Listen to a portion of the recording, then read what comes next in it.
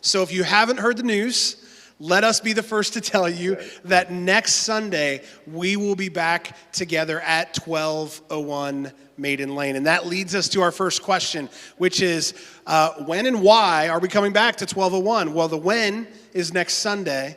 The why is because we can't stay at the campgrounds forever.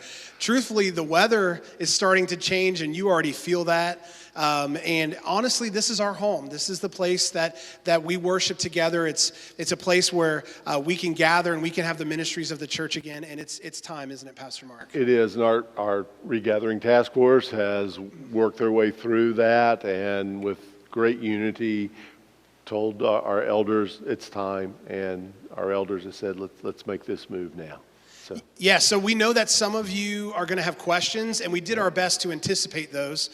So what we want to do is just kind of go back and forth and answer some of the questions that we know are coming. Yeah, so here's a question. It's an important question. So who should attend and not attend?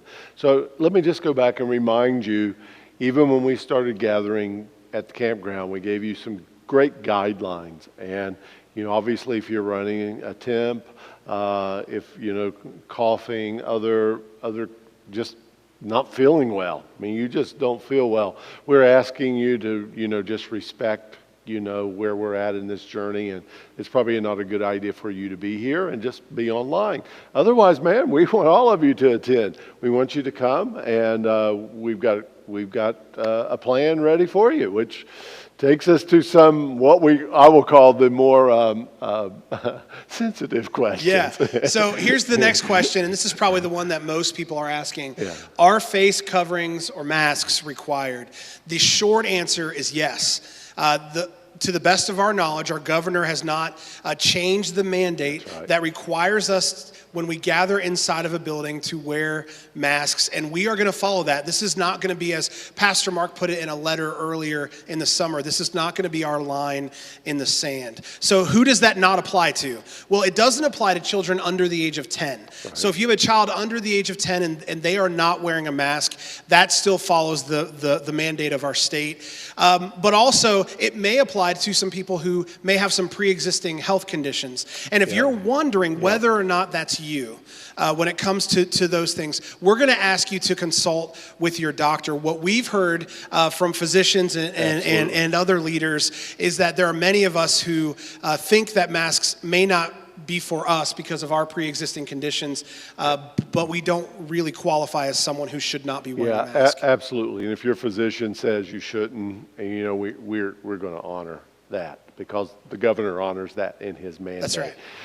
One of the questions that we want to address is how will seating be handled? Because it will look a little bit different coming back here inside. Obviously, we're not in a place that's as long as a football field, and we can't spread out quite to the same way. So Pastor Missy and her team are working really hard to make sure our seating goes well. We've got a good seating plan for inside the sanctuary.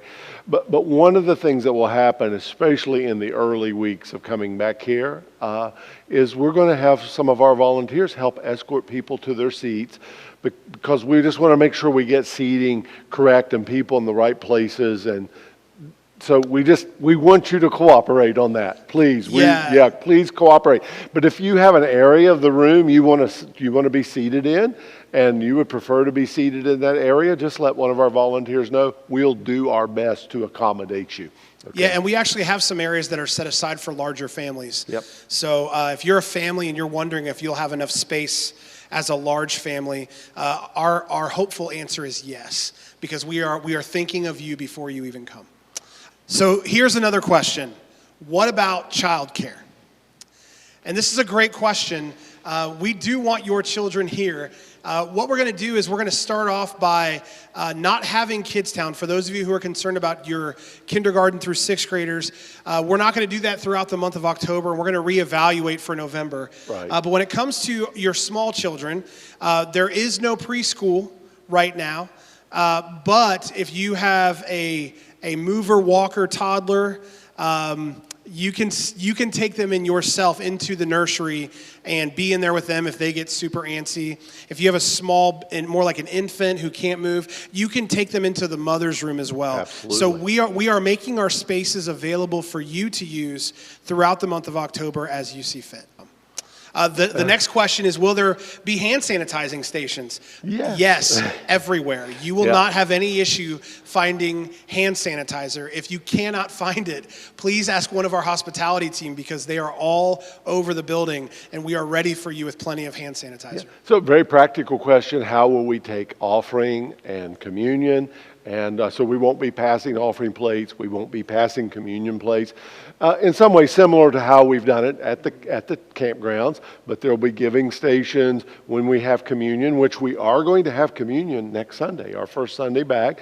As you come in, the communion elements will be made available and they're individual, vacuum sealed. So we're going to do that all safely. So that's how that's going to be handled. Yeah, and then what about water? Will I have access to water fountains? We have actually not been using water fountains here in our building since April. That's not going to change. But the good news for you is that we will have plenty of bottled water that you can grab and take with you. And for those of you who are concerned about, can I have a drink inside the sanctuary? As always, yes, you can. You can grab a bottle of water. Bring in your own coffee. We will not have coffee available for you here when you arrive, but it is BYOC. Bring your own coffee. That's right. And so, hey, what about restrooms? Which, if you drink a lot of coffee, you may want to know about restrooms.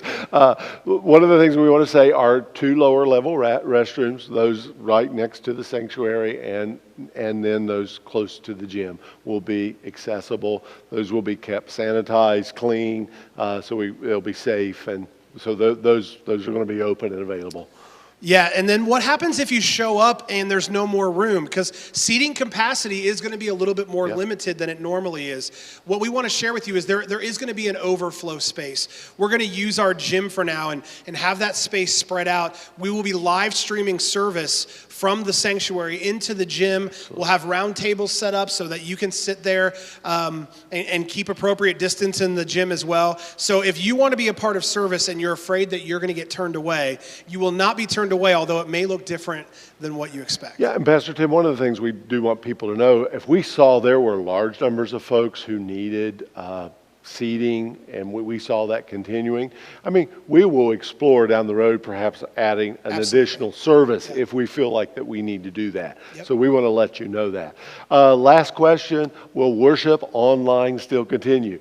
Yes, it will, but the good news is the worship you will experience online on Sunday mornings will be live on Sunday mornings right here from the sanctuary at 1201 Maiden Lane, so it'll be a live stream again, and I'm excited about that because this is the last week we need to record ahead of time so we can do this. So we want our online campus folks to know you're with us, you're a part of us, we love you, we want to stay connected to you.